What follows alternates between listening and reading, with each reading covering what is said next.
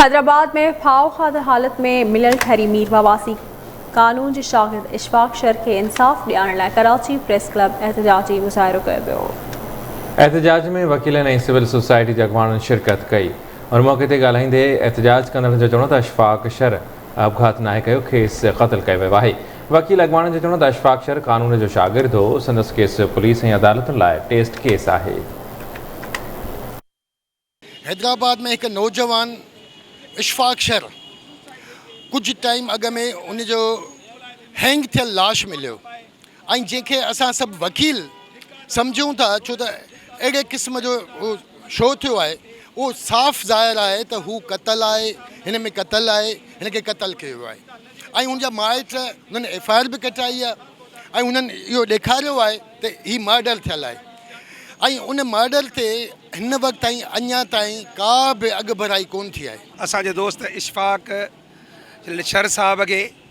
हैदराबाद में ज़ाहिर कयो वियो आहे त हुनखे फांसी ॾिनी वई आहे या हुनखे ख़ुदकशी कई आहे, पर जेके सरकमटेंसिस उतां जा ॿुधाइनि था त हू बेड ते गोॾनि भर पियो आहे ऐं ख़ुदकशी जा अवां सभिनी खे ख़बर आहे अॼुकल्ह सोशल मीडिया जे दौर में त उनजा सरकमटेंसिस कहिड़ा हूंदा आहिनि। उहे सरकमटेंसिस इहो वाज़िब ॿुधाए रहिया आहिनि त हीउ क़तलु आहे, ख़ुदकशी न आहे। असां आला अख़्तियारी खां या घुर था कयूं, आला अख़्तियारी खां डिमांड था करियूं त इन जी फेयर इन्वेस्टिगेशन कई वञे ऐं असांखे इहा शक आहे त बल्कि पक आहे त असांजे माण्हूअ खे क़तलु कयो वियो आहे ऐं उनजा क़ातिल ॻोल्हिया वञनि। असां उहे वकील जेके माण्हुनि खे इंसाफ़ वठी ॾींदा आहियूं, सॼो ॾींहुं कोर्ट में गर्मियुनि में बि कोर्ट पाए, पर अॼु असां पाण इंसाफ़ लाइ हिते बीठा आहियूं।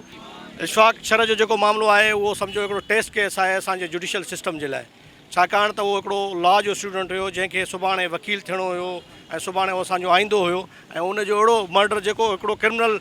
ट्रायल हलाईंदड़ वकील हूंदो उहो आसानी सां सम्झी सघे थो त उहो हिकिड़ो सिधो सो मर्डर आहे ऐं उहो हिकिड़ो ब्लाइंड मर्डर आहे ऐं इहो हिकिड़ो टेस्ट केस आहे इन्वेस्टिगेशन एजेंसीज़ जे लाइ, त उनखे प्रॉपर इन्वेस्टिगेट कनि ऐं एलोबरेट कनि फैक्ट्स, त फैक्ट्स छा आहिनि। उहे सरापा एहतजाज आहिनि, हेतिरा ॾींहं गुज़री विया आहिनि, लेकिन अञा ताईं बावजूदि इन जो जुडिशल मैजिस्ट्रेट बि उन ते इंक्वायरी जो ऑर्डर कयो आहे, उन खे बि रिपोर्ट जेको आहे अञा ताईं पुलिस जे तरफ़ों जमा न कराई वई आहे। असां अॼु हिन फोरम तां तव्हांजे फोरम तां मुतालबो था कयूं प्रेस क्लब तां हिते बीही करे त इशफाक शर जे क़ातिलनि खे गिरफ़्तार कयो वञे।